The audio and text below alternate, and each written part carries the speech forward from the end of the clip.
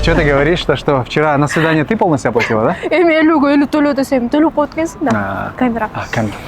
Здравствуй, Кыргызстан. Меня зовут Исмаил, и мы команда Заманбап. Ну-ка. Барыңызға салам, урматтуу достор. Менин атым Вулкан. Бул жөн гана блог эмес, аябай кызыктуу реалити шоу болгон атат. Да, это формат «Орел и решка» в нашей стране. Мы будем очень много путешествовать, показывать интересные места и знакомить с прекрасными людьми. Вулкан, «Орел или решка»? Исмаил, нукура кыргызча кылып, чик жана бөк кылбайбы?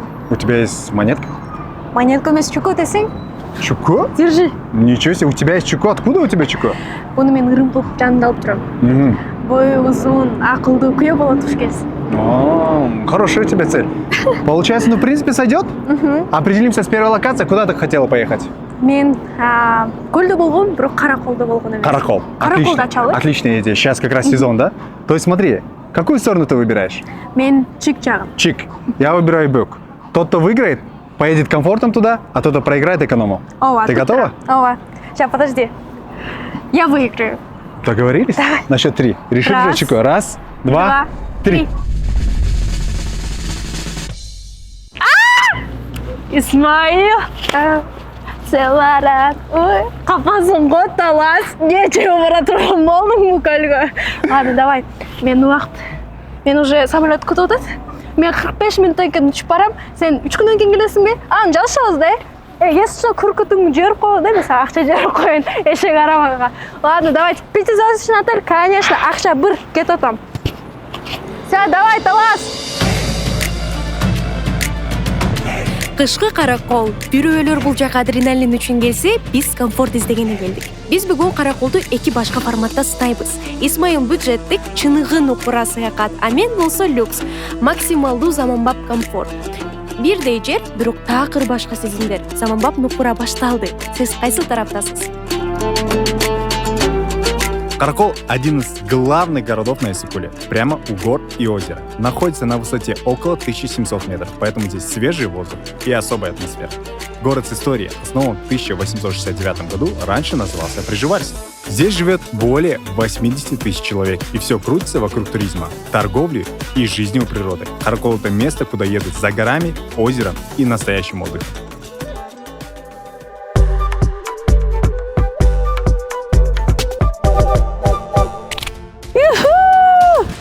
Бай жашо, ассаламу алейкум. Караколдун жаңы аэропортуна конуп келдик. Биздин эми сапарыбыз Караколдун эң сонун ресторандарында уланат жана сонун локацияларда. Ошондуктан биз менен болуңуздар.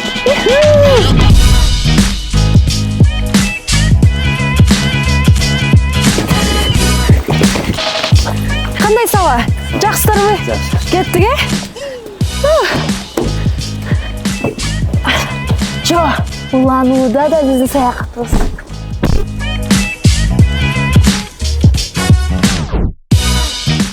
Ну чо, караколдуктар, силердин соп-сонун жердериңерди көргөнү жол тарталы. Кеттик.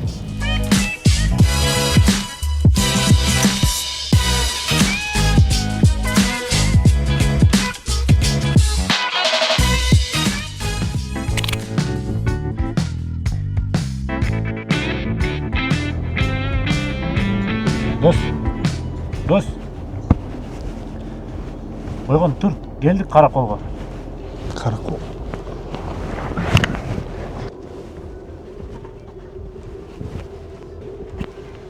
Мели, чорнохма, давай-ка.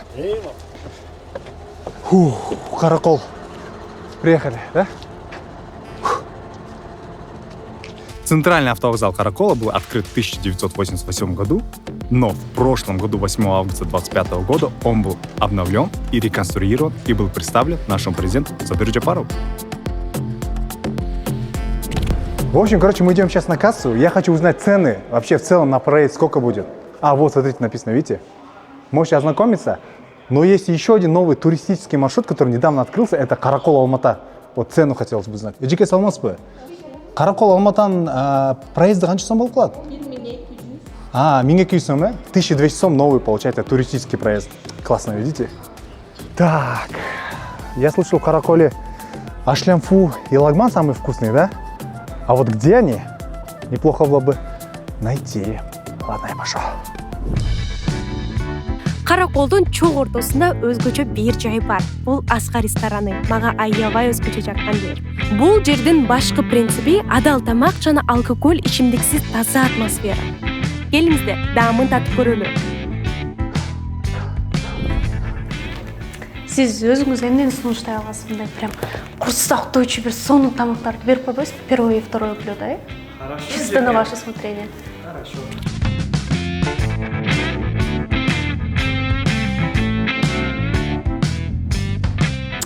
Вообще классно.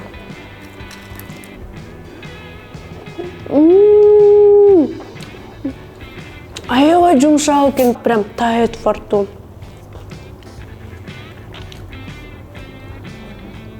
Бул болсо биздин рубленый стейкибиз. Ортосунда сыр менен болот для сочности жеке. Гарнир катары биякта овощи на гриле кетет.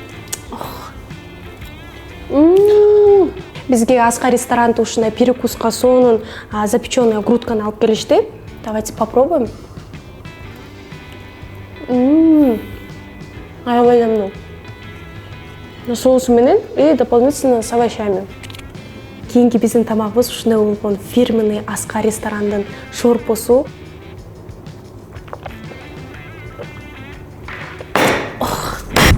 Бизде шорпо менен кошо келген бул сөөк чучугу. Ушуну жей кетсең эле мурунку кездеги жаш кезиңе кайтасың го, э? Аябай таамдуу. Короче, мне подсказали, ребята, то, что здесь есть небольшое место, заведение, где очень классно можно покушать. Я в целом сейчас смотрю, осматриваюсь, в Караколе очень большие изменения, то есть везде стройки идут, везде инновации, то есть, город очень сильно прогрессирует, да? Вот это, возможно, лагманная, которую мне порекомендовали, да?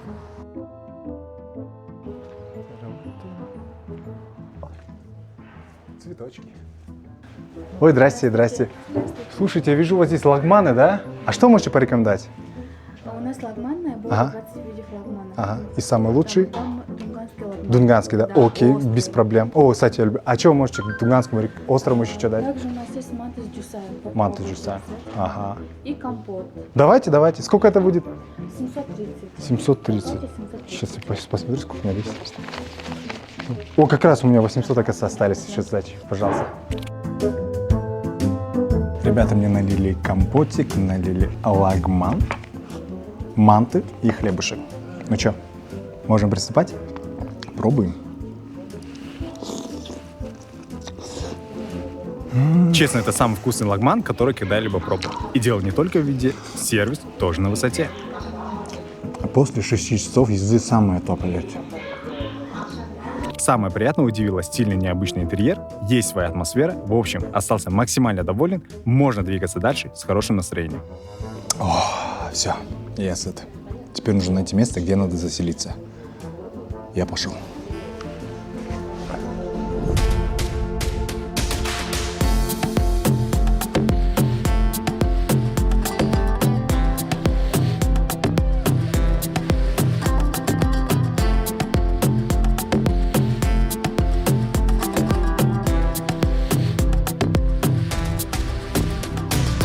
Здесь, да?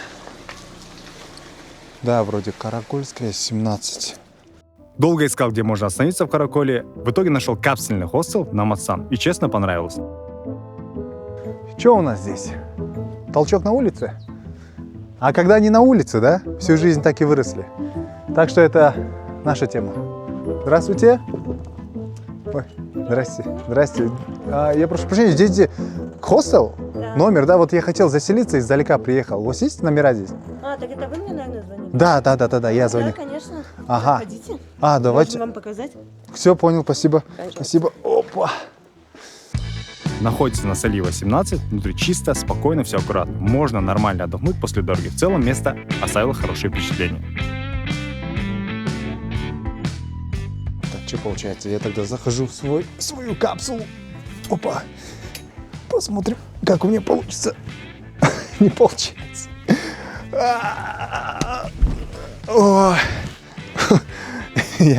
У меня получилось, ребята.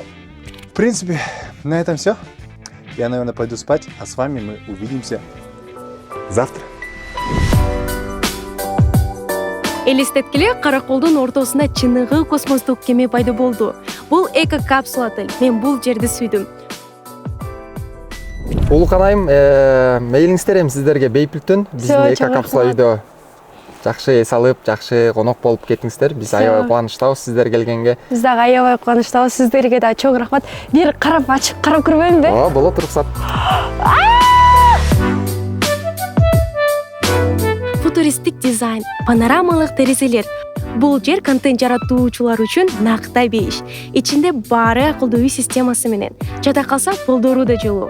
Коркпоңуз, сыртта 40 градус суук болсо да ичи авиациялык алюминий менен жылууланган. А бул жакта тамак ашы да камсыздалган. Кутман таң, достор, биз эко капсулный үйдөн таң аттырып жатабыз. Бул жактагы видти карап койсоңуздар болду, кооздук уруп жатат. Эми элестеткиле кофени алып, кофе ичип, чыргап А бул жакта болсо, күйөөңүздөр менен келсеңиздер, барычка менен досторуңуздар менен келип, чыргап кетип, бул жакта уже жылкылар, аттар чыркап жүрүшөт. Вообще классно.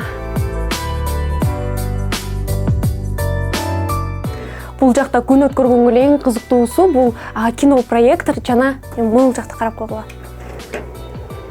Анткени моуну басып койсоңор да иштейт да. Всё, автоматически. Кийинкиси мен аябай көп убакыт өткөзчү жерим. Это туалет. Сенсорный, умный. Бул жакта еще подогрев менен, что еще мощно. И самые нужные принадлежности. И, конечно же, душевая. Полностью, мол. Есть же теплый пол, и, мол, стенкалар да, они теплые, оказывается. Кийинки обзордо бизде ушул жактагы турган кухня, чоң уктоочу бөлмөдө кровать болсо, бул жакта дополнительный диван бар. Жана текче, бул жакта чайниктер, чай, кофе, эмне кааласаңыздар ушул жакта ичип убакыт өткөзсөңүздөр болот.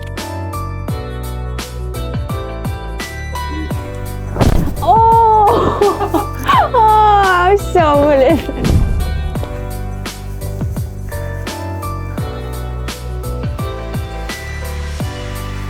Интересно, Исмаил не кылат экен, өзүнүн кимбагал жашоосу менен. А мен картамен чыргап жүрөм, капсулный үйдө иш.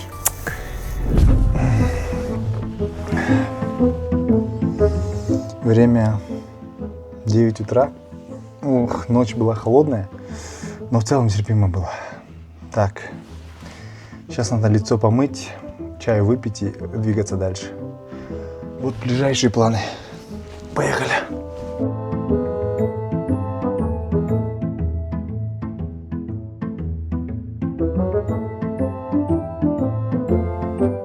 Сегодня первый день в Караколе. Сегодня большие планы. Хотелось бы съездить в очень интересные локации. Первое — это Дунганская мечеть, центральный парк Каракола. На базар бы я бы тоже сходил. Еще пара локаций. Я обязательно вам покажу и расскажу. Кстати, поддерживаю местную продукцию.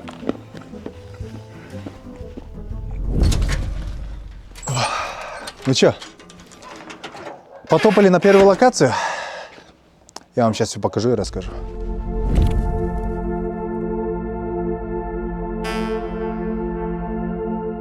Караколдун эң кооз жайдарын көрүүгө келдик. Все, кетиппи? Ава. Бисмиллахиррахманиррахим. Ат менүү өзүңүздү чыныгы көчмөн сезүү. Эгер сиз Караколго келип ат мене элек болсоңуз, анда сиз тоолорду көрбөгөн эмесмин деп санай берсеңиз болот. Эмне үчүн атты тандашыңыз керек? Ат бул психолог, чыныгы эркиндик. Кичинекей кеңеш, эгер ат бышкырып койсо, коркпоңуз. Бул жөн гана ушул кишинин салмагы бир аз оор экен деп тамашалап жатканы.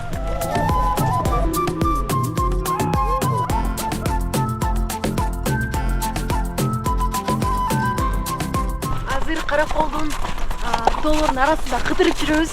Аябай кооз. Мындай нерсени экран аркылуу көрбөй, мындай жашоодо көрүшүңүздөр керек.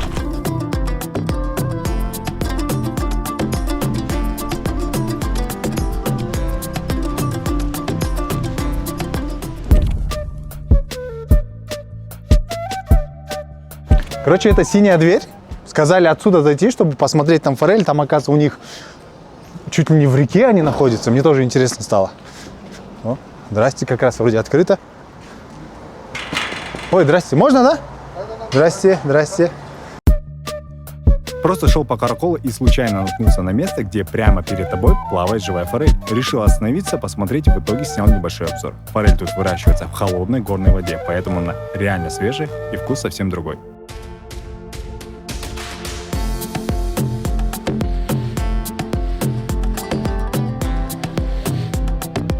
Ава қой, давай спортынан урып атат қабалар, урып атты достор. Бүгін маға Қарақолдың тұрғыны келіп, бұл қаншата маңайың жоқ деді. Сен бір лаунж-барға барбайсың деді. Ал жақта Қаныкей бар дейді. Майкл Джексон тіріліп кеткен дейді. Ошол жаққа барып бір ұрдап келбейсің ба шуларменен деді. Мәлі хоп деп тұрып, арзым караокеге келдім да, азы кирип полностью көріп шығалы. Идемте. Айттым ғой, Қаныкей жем бар деп. Арзым бул жөн эле кафе эмес. Бул Караколдогу эң мыкты караоке. Ичинде 8 башка стилдеги кабинкалар бар. Үнү болсо укмуш. Өзүңүздү чыныгы жылы сезесиз.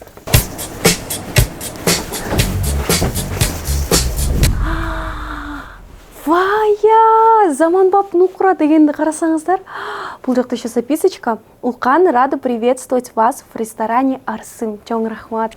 Анан бул жакта биздин өнөктөштөрүбүз кыргыз шоколад. Аябай көп жеп атабыз. Азыр көзүңөрчү тай жеп койгон десертке. Ребята, в общем, я пришел в центральный парк города Каракол. Я бы хотел вам показать его, потому что он действительно стоящее место. Здесь очень много классных архитектурных, исторических статуй, мест, да. Но в целом, мне кажется, это будет интересно для туристов, тем более для меня. Я здесь первый раз как бы. Парк Победы в Караколе – это тихий мемориальный комплекс, одна из самых зеленых зон города, расположенный в южной части. Парк занимает площадь около 8,4 гектаров и служит местом памяти воинов, погибших в годы Второй мировой войны. Смотрите, ребята, первый мемориал Тимира Марата Сатиевича, который проработал 11 лет в атомной подлодке в 627 проектах. Это, мне кажется, очень много чего говорит. Второй мемориал Джиналиева Нуркамиль, который был участником Балтийского флота Октябрьской революции. И ехал он на линкорде, то есть, и получил медали за отвагу, за взятие Берлина, за освобождение Варшавы и за победу над Германией.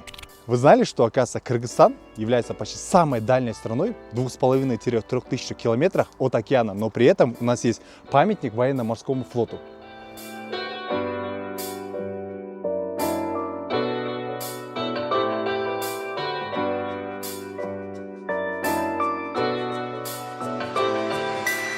Ребята, мы сейчас находимся на Аллее Славы. Как можете посмотреть, здесь, оказывается, есть памятник Вечному огню и символ победы. Что интересно, вот этот вот знак, его уже редко где встретишь, и здесь мы его нашли, к счастью. Так что вы можете ознакомиться. Ну что, ребята, посмотрели мы парк. Мне в целом понравилось. Теперь надо идти дальше и изучать город. Мне кажется, мы еще наткнемся на что-то интересное.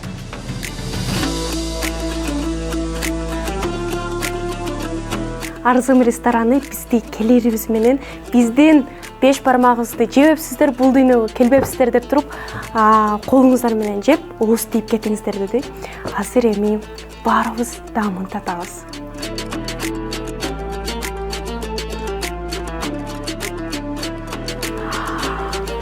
Биздин Нукура тамагыбызды азыр ууз тийебиз.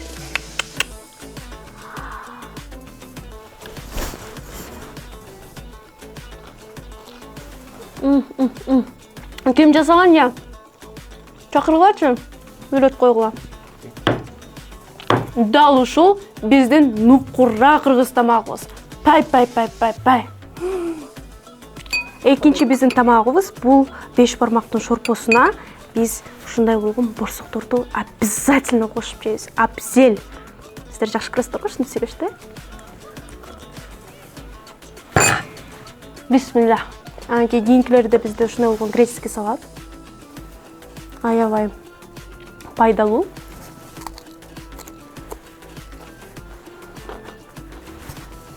И биздин экинчи салатыбыз бул баклажан в кисло-сладком соусе. Аябай сонун костолгон.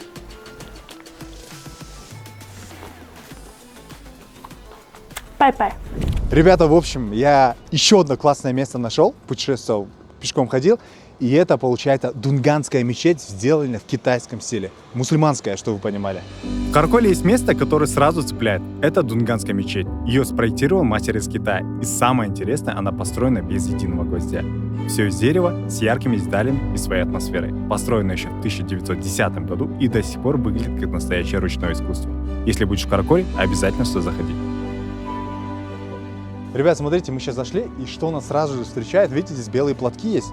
Это сделано, получается, для женщин. Когда они заходят в мечеть, они должны, получается, обязаться и уже пройти. Если мы чуть пройдем сюда, сейчас как раз месяц Рамадана, можете очень много увидеть садака, благотворительности. То есть местные мусульмане очень много жертвуют в этот месяц именно семьям, которые нуждаются в этом. Заходим внутрь, тогда пойдемте.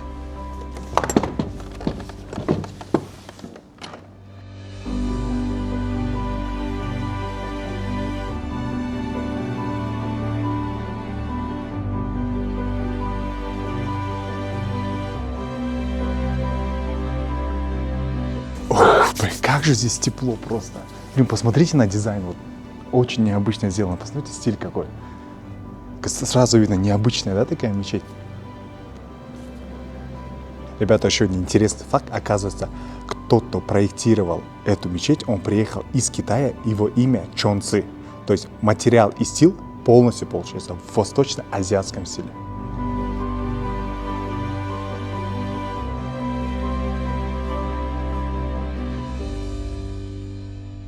Ух, ата, бүгін біз Укалоға келдік. Наконец-то ес алып шығат екенбіз де. Там чай ішіп жүріп элечи, массажға кирип, кыргызча Укалоға кирип, ес алып шығалы. Басқа Татьяна эжебиз күтүп атат бизди.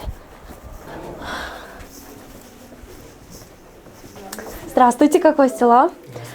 Я хочу очень прям кайфово расслабиться. Можно мне, пожалуйста, самый дорогой пакет, который у вас есть в салоне? Да, конечно, проходите за мной.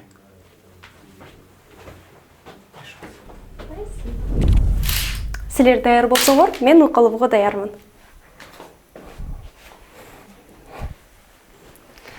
Пока ваши ножки в тепле, попейте чай. Спасибо большое.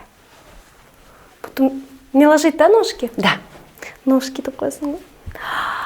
Ё-моё, как приятно, да? Оп экен. Үйгө тазик сатып аласыз да, үстүнө пакетти коюп туруп, траваларды кошуп туруп, мята не мяталарды. Аябай чындап дене неме болот экен, эс алат экен. Вообще классно. Азыр массаж уколуга эмне келсек, блин.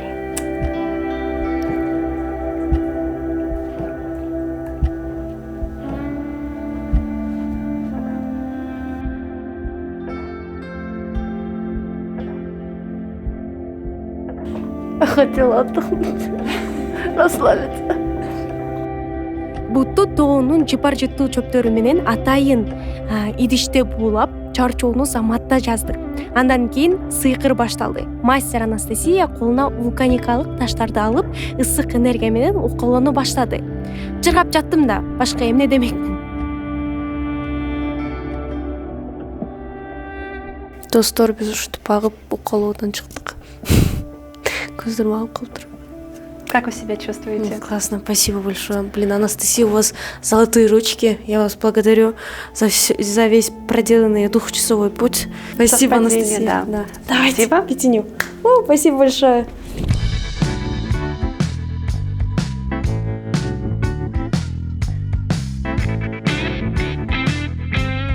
Зашел на рынок Актелек просто прогуляться, в итоге завис там надолго. Походил по рядам, пообщался с продавцами, поснимал немного.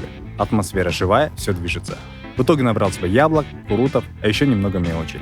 Такое место, куда заходишь на минутку, а выходишь уже с пакетами.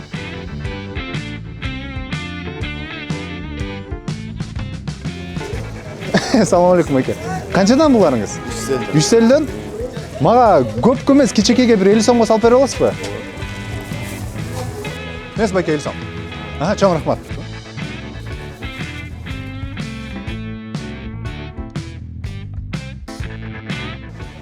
Смотрите, тут борсоки, салаты есть.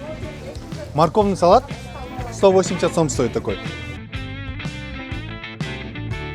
В общем, мы увидели тир здесь на базаре. Смотрите, в контейнере. Зайдем, посмотрим, получится у нас что-то или нет. Здравствуйте! В общем, Байкешка не захотел сниматься, но поставил нам все оружие, говорит, ребята, стреляйте из какого хотите, даже оплачивать не надо. Я такой, ничего себе, то есть, ну, нам помогли сэкономить немного денег, давайте попробуем вообще. Ну, вы видели, да? М16 взяли.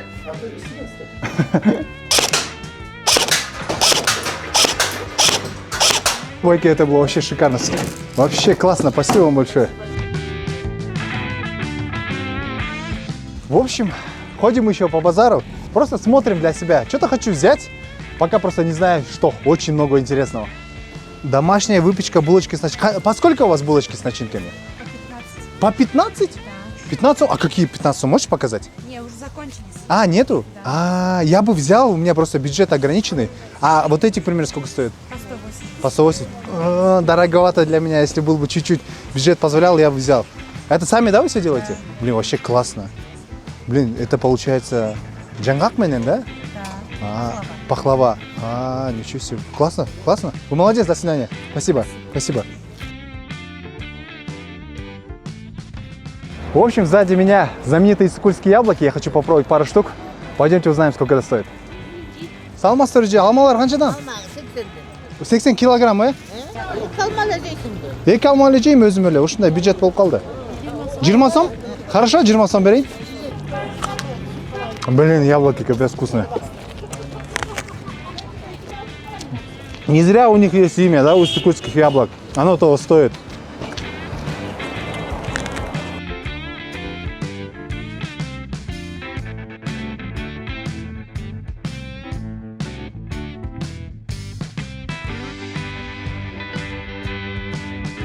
Салам алейкум, байке.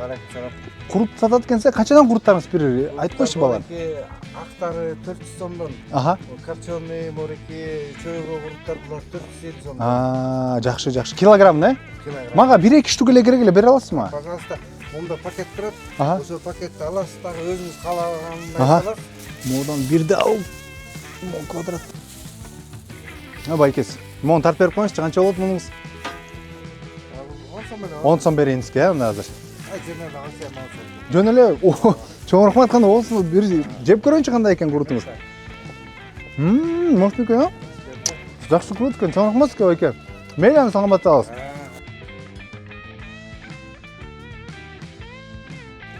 Саламатсыз бе, қандай жақсы бе? Не, жарма бар бізде. Қаншадан жарма бір стакан? 25 сом. Маған құйып беріңізші мен сізге. Ой, дамын татып көрейін. Как раз бар екен 25 сом.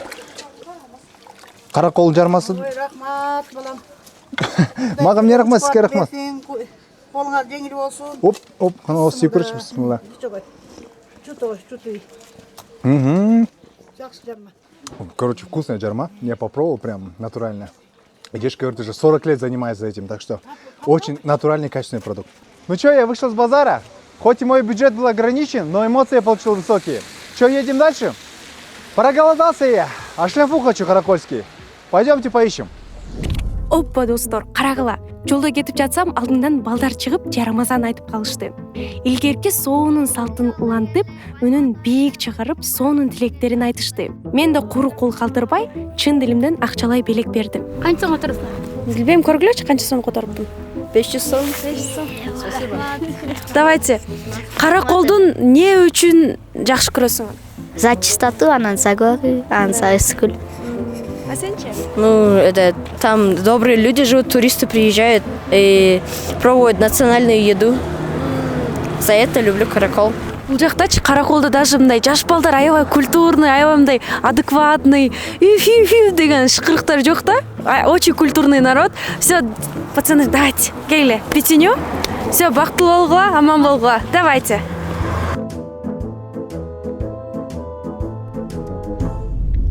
Ну что, после такого базара желудок сказал, хватит ходить, пойдем есть? Ну пошлите тогда.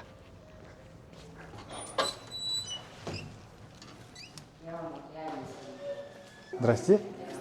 А у вас есть ашлямфу, да? А я вижу, что пирожки есть, да? А я бы хотел попробовать ашлямфу, пирожки и компот, видимо, да? У вас? Сколько у вас это будет стоить? 280. А можно мне тогда одну порцию сделать? Я как раз, у меня деньги есть. Как раз 200 сом. Да, вот. 280 уходит.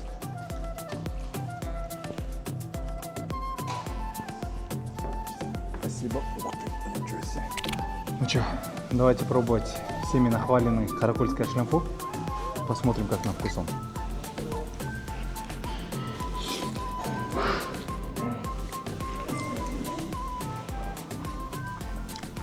Неплохо, очень неплохо, я бы сказал. Этот шлямфу настолько холодный и острый, что бодрит лучше любого кофе. А после базара это самое то.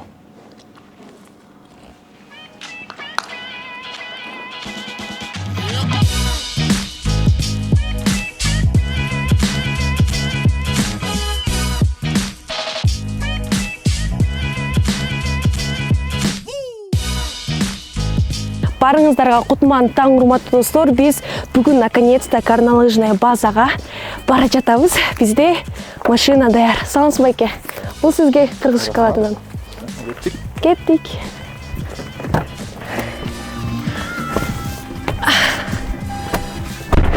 Туугандар, биз таң аттырбай эле Караколдун горнолыжный базасына жөнөп жатабыз.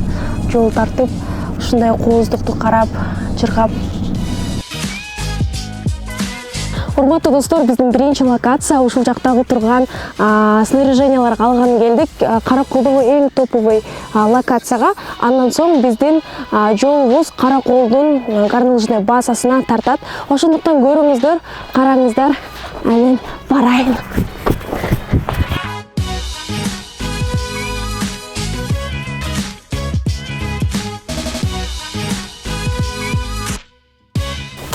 Туугандар, кандайсыңар?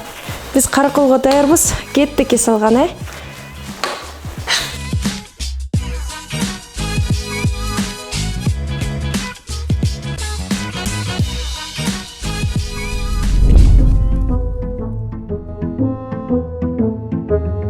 В общем, приехали мы в Форент, немножко опаздываем, сейчас быстро зайдем в снаряжение и поедем, пойдемте.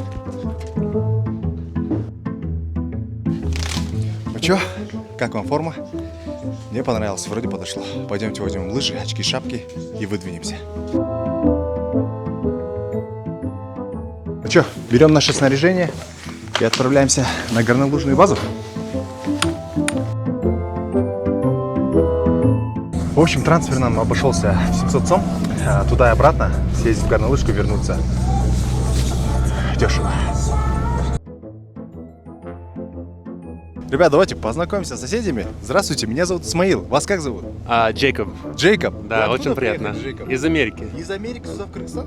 Да, да. А как вы вообще узнали, что в Кыргызстане есть горнолыжки и сюда приехали? Ну, моя невеста из Казахстана. Мы часто катаемся на Шимбулаке, так что мы знаем Каракол недалеко. Мы уже несколько лет катались А на это не Шимбулаке. первый раз, когда вы приехали сюда? Ну, в Каракол, да, но мы просто Шимбулак недалеко, и уже несколько лет я хотел сюда, но просто не получилось. И в этом году мы решили, ну, что-нибудь нового попробовать, да. Классно. Спасибо вам, Джейкоб. Ага. Был рад с вами познакомиться. Ага. Спасибо. Все, надеюсь, очень рад, очень приятно, да. Все, спасибо, спасибо. Жана албетте легендарлуу Каракол лыжа базасы. Элестеткиле деңиз деңгээлинен 2300 метр бийиктикте Тянь-Шаньдын карагайларын арасында турабыз. Бул жер кышында лыжа менен сноуборддун мекени. Ресторандар жана тоонун ортосундагы жайлуу шале үйлөр баары бар. Эң башкысы ноябрдан апрелге чейин калың кар жана ачык күн бизди сонун маанай тартуулайт. Ура! Деп мен Караколдун так жүрөгүнө келип калдым. Азыр ушул жактагы турган асман жол менен үстөгө көтөрүлүп ушул лыжа менен чыгып баскыла кеттик.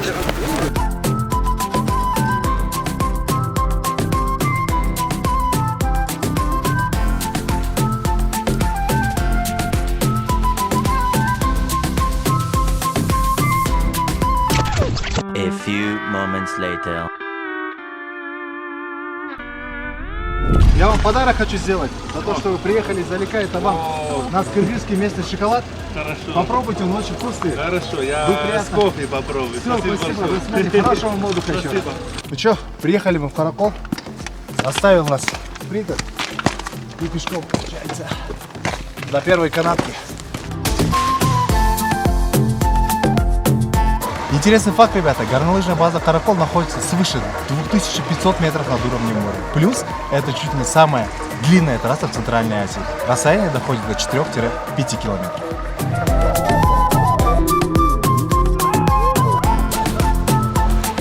Что, поехали, ребята?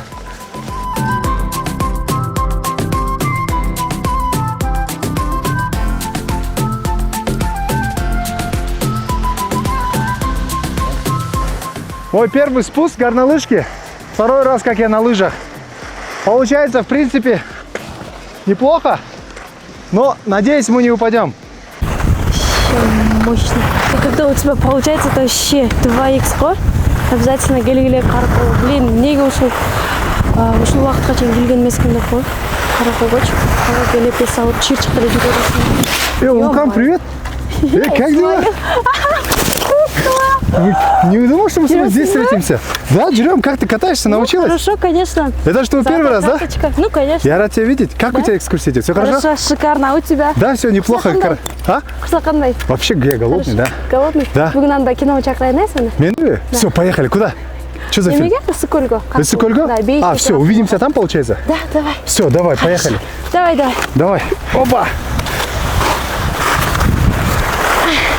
Достор, азыр биз Караколдун так чокусунда турабыз. 3000 бийиктикте азыр ушул жактагы панорамадан астыга ушул жакта турган скутер менен чөз. Элестеткиле, бул жакта вообще кыш астында болсо жаз болуп калган кез.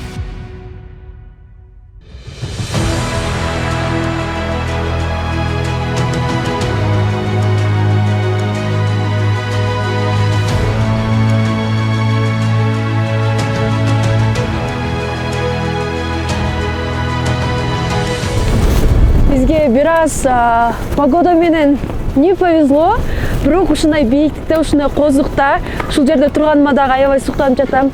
Бул жактагы камерада дагы калып кетпеш керек. Сөзсүз түрдө көрүңүздөр, могу камера узартып, бул жакты карасаңар 340. Офигеть. Мен Караколдо биринчи жолумун. Биринчи жолу. Кардар бетиңе учат го. Офигеть. Келем азыр скутер менен түшүп, дагы бир коздугуна суктанып кетели.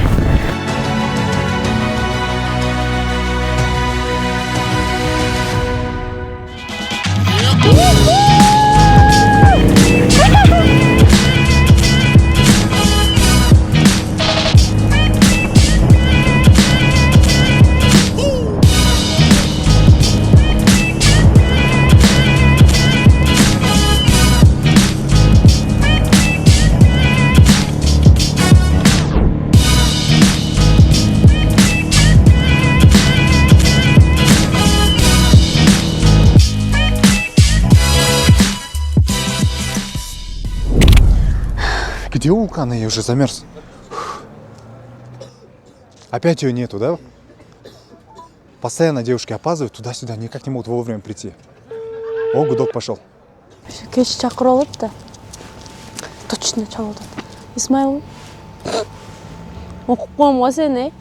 Алло. Телефоныңды безуықтан шығарып қойшы, жетем! Тур. Бир аз күтүп турсаң, уже келип калдым. Турасың мына узарып саргайып, күтүп тур, бир аз сабыр. Исмаил, не? Что наконец-то? Чего ты опоздал? Будешь? Жейм, бе. Пойдем, пошли. Давай, пойдем. Кто заплатит? Я, да? Мен да төлейм десе кайсы акчаны Ладно, пойдем, все, отлично. Давай, заходи. Не ушкун келет а. А мы опаздываем просто. Ушкун келсең бул жака келип урушайлы. Пойдем быстрее. Здрасте. Нам можно 2 билета на бич на 21:40, пожалуйста? Оплата по карте. Все. Кеттик, на халяву жиргап жүрө бересиң. Билеты возьми, погнали. Пойдем. Вон там.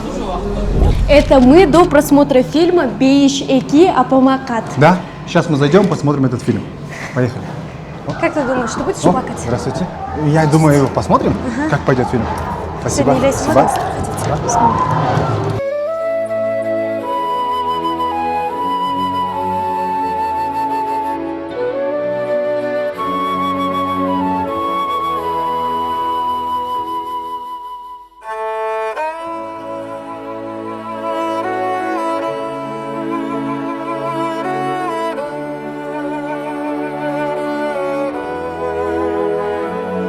Это мы после просмотра фильма «Бейш Эки Апамакат». Да. Че, как тебе фильм? Я до сих пор плачу. До сих пор? На видео. У меня приятные впечатления остались. Классный фильм, душевный. Апамды сағындым. Да? Өліп кеткелі жеттім деген сөзден. Сіздер болмаса да. Сағат. Да? Ну ничего. Проект бітсе, достимем и домой, да? Кейінгі проектіңіз ошты болсын. Очень тайга? Все, отлично, классно. Хорошо. Че, поехали? Привет, мои хурутики! Салам, мои шлепушки! Улкан, привет, как дела? Сау. Слушай, Улкан, мне так много хочется тебе рассказать. Я был в Дунганской мечети, я был в парках, я был на базаре, я встретил таких классных людей, такие прекрасные места, оставили очень теплые чувства внутри меня. Қызықты өтіп тұрды. Да, вот у тебя как все прошло? Меніке люксу болған үшін люксу машинадан люксу машинаға, ресторандан ресторанға. Білесің мен қаяқта түнеді? Ну-ка. Эко капсула немелестет, ушыл жақтағы вид ашылғанын. Базар жоқ. Бақадай жүн жоқ. Бірақ саздағы бақадай болбой, сайқачы бақадай болуымға аябай жақты. Улкан, смотри, вот мы побывали в таком прекрасном месте, встретили таких прекрасных людей, такие прекрасные места. И душевно я бы хотел что-то от тебя сюда оставить, но я не понимаю, что. Исмаил, бірақ сен ойланып отқандайчы, мен уже алтын болып қой. Да? Бізден алтында болған көршілерімізге алтын. Ничего себе, ты купила золото? А сенде не бар? А у меня, знаешь, что есть? А у меня есть крылья шоколад. Мы делаем так. Мы возьмем, напишем туда описание, номер телефона, все наши данные, и человек, который найдет, он обязательно должен связаться с нами, и мы, получается, вместе вручим этот подарок ему. А спрячем мы где? В этой окрестности, да? Ушул жерден издей беріңіздер. Да, мы спрячем здесь, и что получается? Тапкан тапалак? Тапқан адам өзі алады. Все, ребята, всем пока, увидимся! Что, теперь дальше, следующая локация. Кейінгі локация ош болады. Ош? Самсы желече ішіне бағында шор болса,